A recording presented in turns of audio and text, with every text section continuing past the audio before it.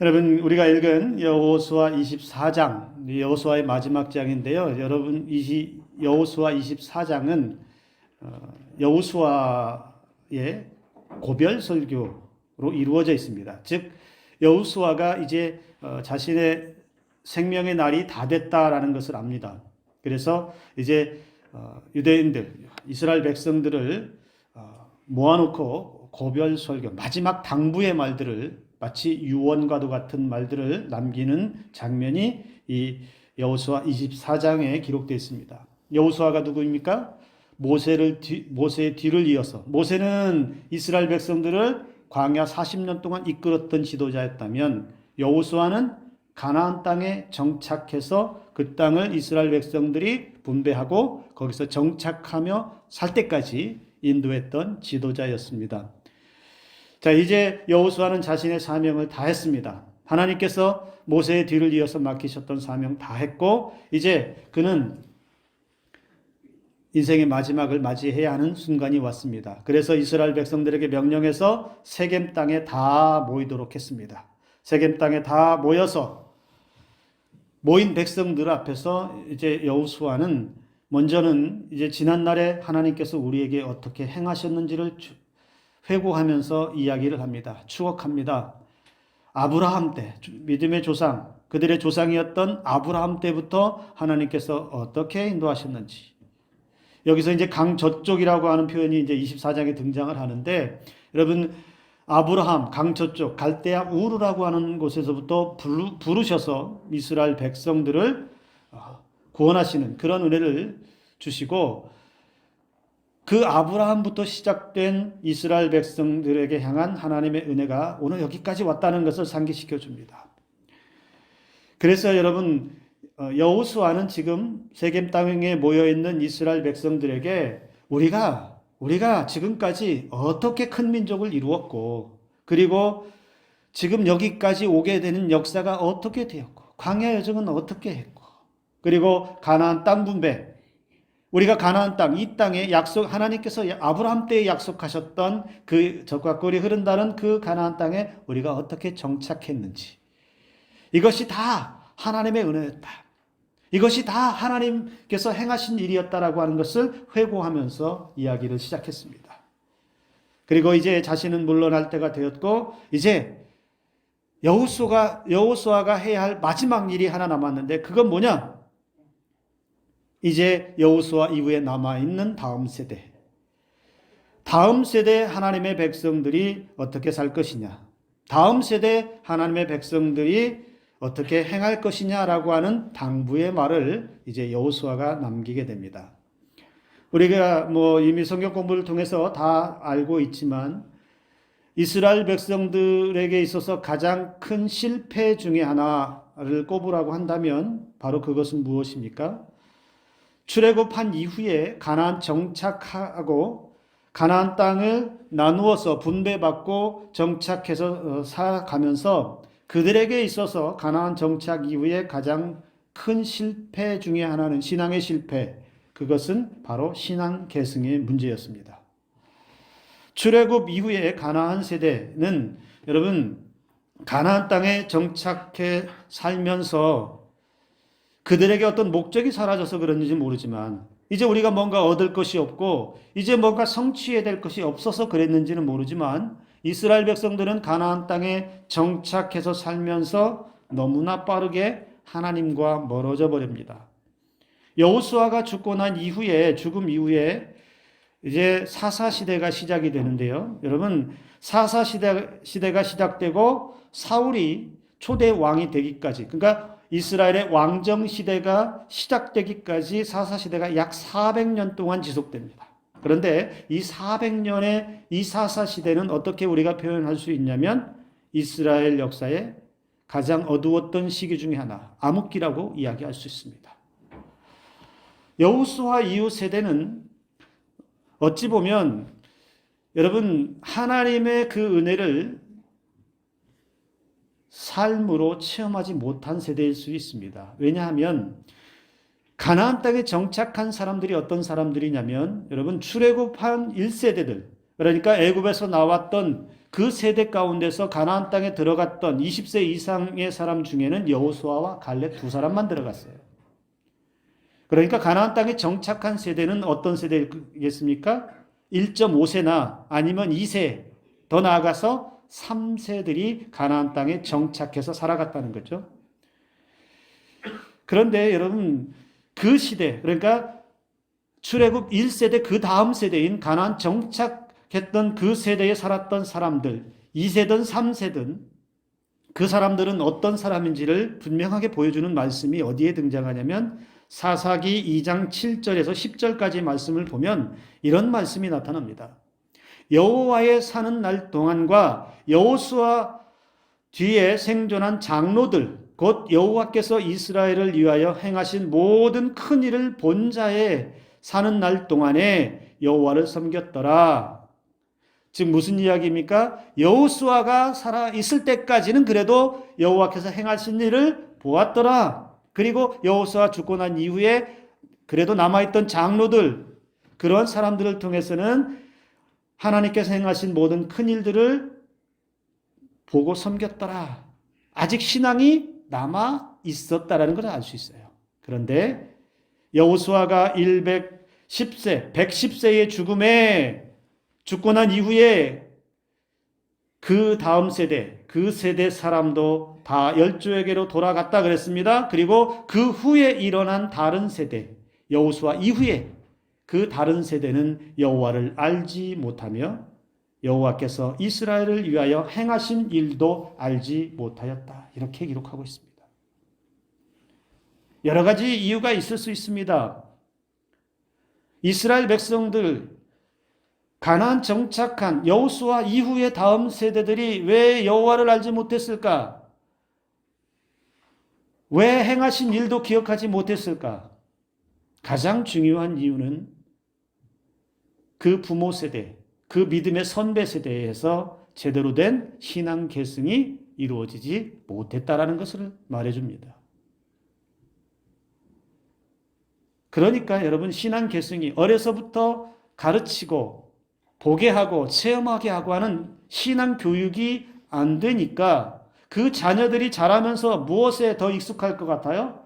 신앙 교육이 안 된다라는 이야기는 세상 교육이 그 마음을 지배한다는 것이죠. 세상 교육이 나쁘다, 안 된다라는 것을 말하는 것이 아니고 세상의 가치가 그 자녀들에게 들어오면서 세상의 문화가, 가나안의 문화가 들어오고 그곳에서 정착하면서 교육받고 사는 세대가 세상의 문화를 받아들이는 것, 세상을 이해하는 것, 세상의 삶의 방식에는 익숙해지기는 하지만 뭐에는 하나님을 알기에는, 하나님을 향한 믿음에는 점점점 희미해지고 점점점 예배드리는 것이 불편해지고 교회 나오는 것이 어색해지고 성경 이야기가 저기 딴 나라 이야기처럼 들리는 부자연스러운 신앙. 그러다 보니 여러분, 이 자녀 세대에서는 그렇게 간절한 신앙도 없는 것이죠.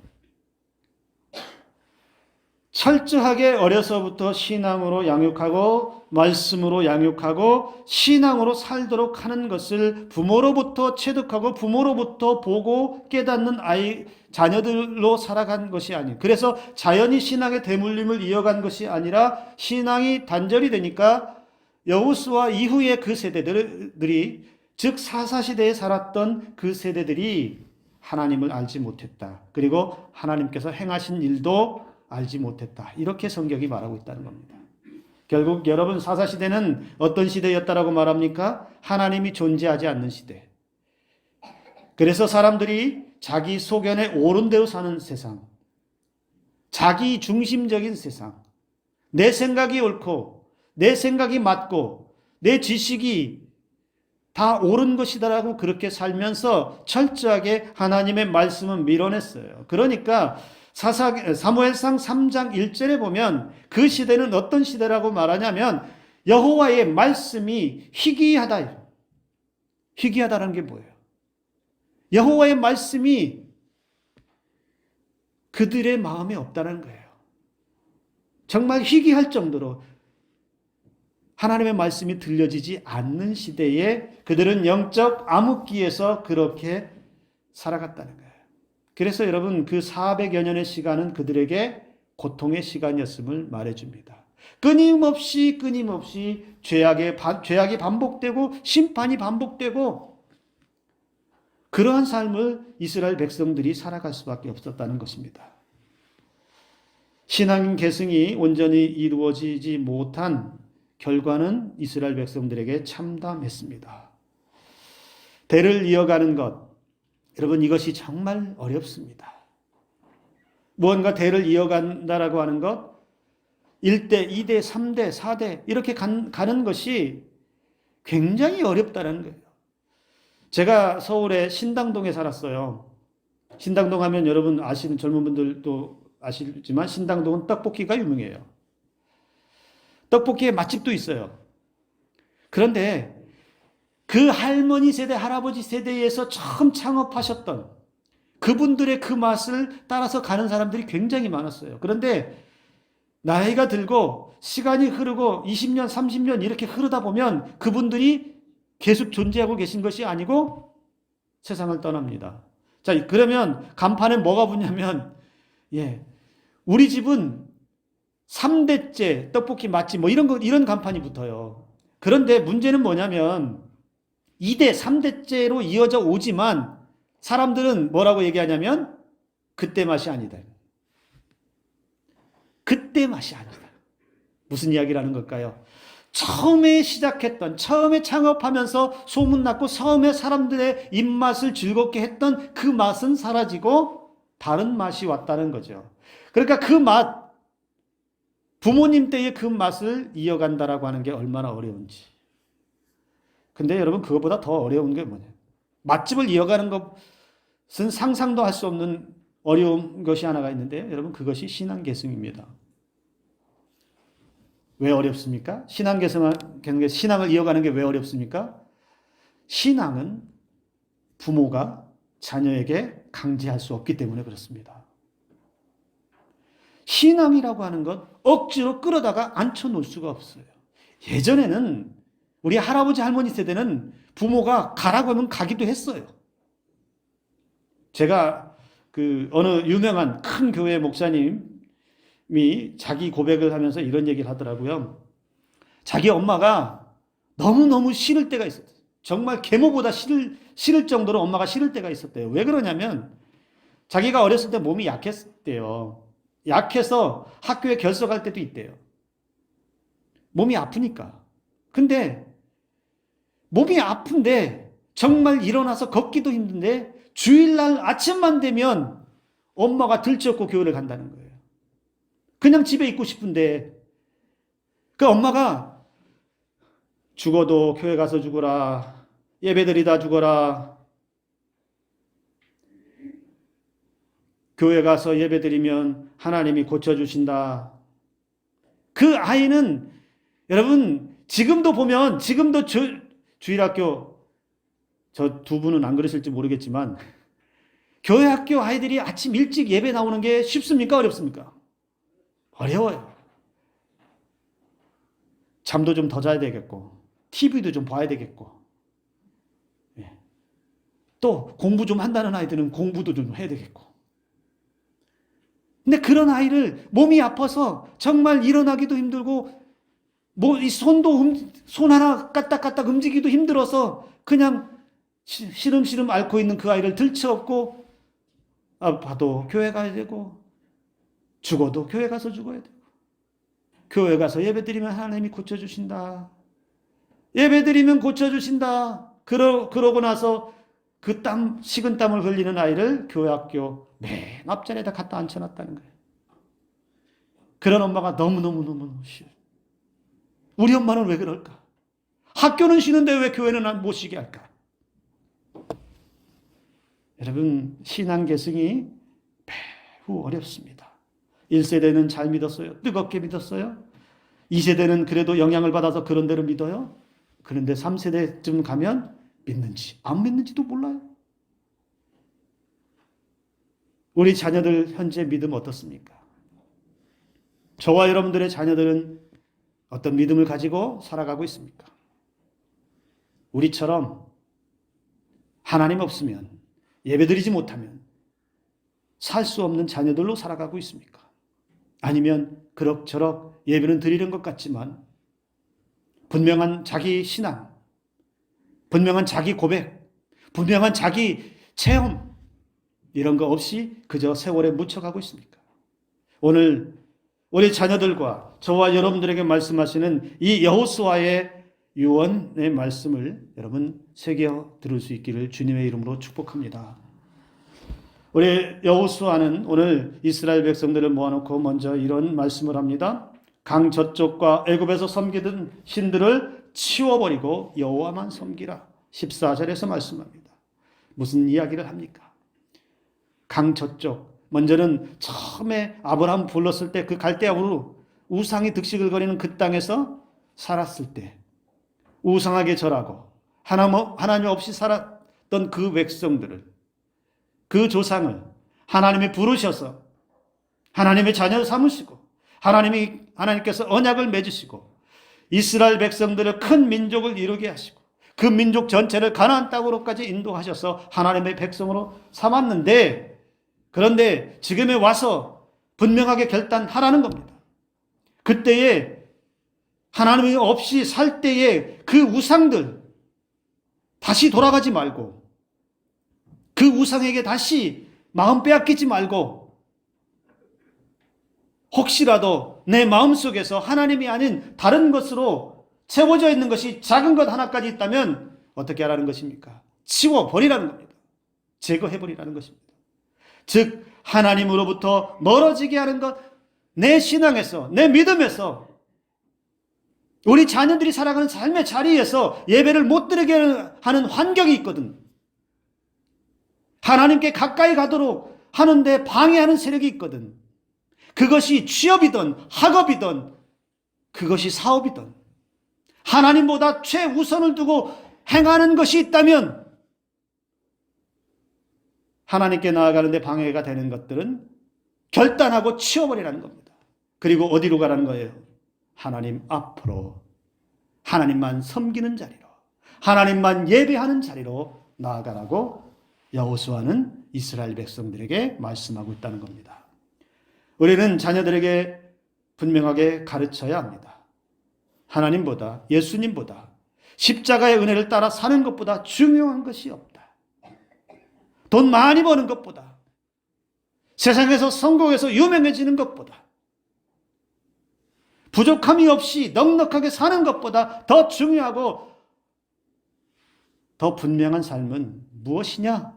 하나님의 은혜로 사는 것이다. 하나님의 은혜를 놓치면 모든 것을 놓치는 것이다. 하나님의 은혜를 붙잡지 않으면, 십자가의 은혜를 붙잡지 않으면 우리의 인생은 아무것도 아니라고 하는 것을 우리 자녀들에게 분명하게 가르쳐 주어야 합니다. 여러분 말해주세요.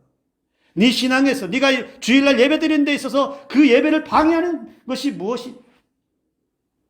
거룩하고 복된 주일에 성전에 나아가는데 그 성전 나아가는 길에 방해하는 것이 무엇이 있느냐? 그것을 치워버려라. 그리고 오직 여호와께, 오직 여호와만을 섬기는 자리로 나아가라라고 가르쳐주는 저와 여러분들이 되기를 주님의 이름으로 축복합니다. 또 하나, 두 번째로 말씀합니다. 너희가 섬길 자를 택하라, 이렇게 명령합니다. 너희가 섬길 자를 택하라. 강 저쪽에 있는 신이 좋다면 그 신을 따라가고, 여호와가 좋다면 여호와께로 오라. 너희가 섬길 자를 분명히 선택하라, 이 말을 하는데 여러분 오해하지 마세요. 여호수아는 이스라엘 백성들에게 종교의 자유, 선택의 자유를 지금 주면서 마음껏 선택해서 가라고 하는 이런 의미로 말한 게 아니에요. 내가 좋아하는 종교, 내 마음에 드는 종교, 내 마음에 편한 종교, 이런 걸 찾아가서 그게 좋다면 그게, 네 생각이 맞다면 그렇게 가라, 이렇게 말한 것이 아니고 하나님만을 섬기는 완전한 선택을 하라는 것입니다. 즉 여호수아 이후의 다음 세대들, 남아서 그들에게 살아야 할 그 생명들은 다음 세대들은 분명하게 하나님은 이 자리에서부터 선택하라고 하는 강력한 명령이라는 사실입니다. 여러분, 우리 자녀들에게도 분명하게 말해 주어야 돼. 여러분, 신앙은 제가 늘 강조하는 것이 무엇입니까? 타협의 대상이 아니에요. 내가 하나님을 믿고 안 믿고 예배 드리고 안 드리고 이 문제는 타협하고 조정하고 적당히 하는 문제가 아닙니다. 신앙은 내가 하나님 앞에 온전히 서는 거고 내가 하나님의 은혜를 받기 위해서 반드시 예배하고 반드시 하나님의 은혜, 십자가 은혜로 사는 것, 죽고 사느냐의 문제가 내 신앙에 달려있다는 것을 여러분 우리는 기억할 수 있어야 합니다. 하나님은 그렇게 전심을 향해서 나오는 자들에게 은혜 베푸시는 줄을 믿으시기 바랍니다. 여호수아는 바로 이 결단을 촉구하고 있습니다. 이스라엘 백성들이 대답합니다. 우리가 결단코 여호와를 버리고 다른 신들을 섬기기를 하지 않겠다. 이 결단대로 이스라엘 백성들이 갔어야 합니다. 그러면서 여러분, 이스라엘 백성들이 분명히 이때 기억하고 있는 것이 하나가 있었어요. 여호수아도 말했지만 여러분 17, 18절에 보면 우리 목전에서 큰 이적들을 행하시고 우리 행한 모든 길과 우리가 지나온 모든 백성들 중에서 우리를 보호하셨음이며 여호와께서 또 모든 백성들과 이 땅에 거주하던 아모리 족속을 우리 앞에서 쫓아내셨습니다. 지금 이스라엘 백성들이 여호수아의 이 결단을 촉구하는 말 앞에 무엇라고 고백하고 있습니까? 하나님께서 우리에게 얼마나 크고 놀라운 일들을 행했는지 고백하고 있어요. 하나님이 우리를 여기까지 오게 하셨고 우리 대적들은 다 치워버리시는 은총을 베풀어 주셨습니다. 그런데 우리가 어떻게 이 하나님을 배신하고 섬기지 않겠습니까? 이런 신앙의 고백이 나타나고 있다는 겁니다. 여러분, 우리 자녀들에게 분명히 말해 주어야 합니다. 내가 여기까지 어떻게 왔는지, 하나님의 은혜가 얼마나 컸는지, 지난날 눈물과 아픔과 고통과 서러움 속에서 하나님이 우리 가정에 얼마나 큰 은혜로 인도하셨는지, 나와 같은 연약한 인생을 하나님께서 얼마나 사랑하셔서 여기까지 오게 하셨는지, 너도 분명히 아들아, 딸아, 그 은혜를 기억해야 한다. 그리고 내가 받았던 그 은혜들을 너도 받아야 한다. 내가 받았던 그 놀라운 하나님의 은혜를 사랑하는 아들아, 사랑하는 딸아, 내 손자야, 내 손녀야, 너희들도 그런 은혜로만 살아야 한다. 여러분, 분명히 가르쳐주는 은혜가 있기를 주님의 이름으로 축복합니다. 우리가 우리 자녀들에게, 우리 믿음의 후배들에게 물려줄 유산이 무엇이 있습니까? 잠시 가지고 있다가 두고 갈 것 물려줄 것입니까? 여러분, 우리가 자녀들에게 100억을 물려주고 1000억을 물려준다 해도 그것을 가지고 자녀들이 행복할 수 있을까? 장담할 수 없습니다.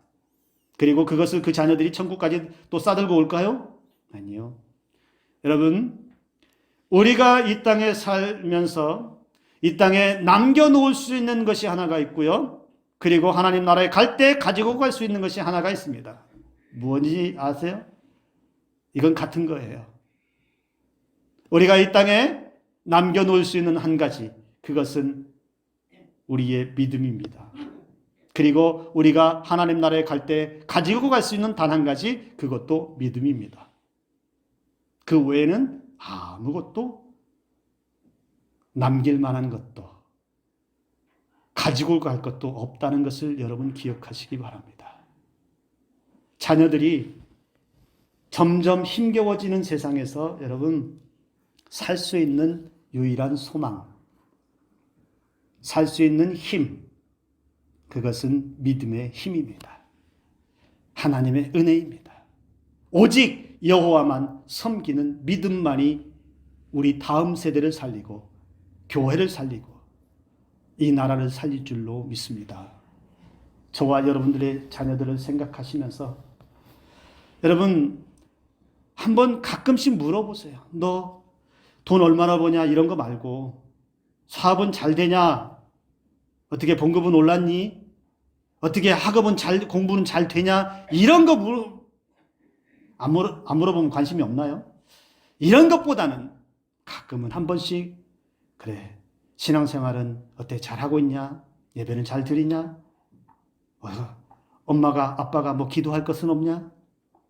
여러분 신앙을 물어주시는 부모가 될 수 있기를, 믿음의 선배가 될 수 있기를 주님의 이름으로 축복합니다.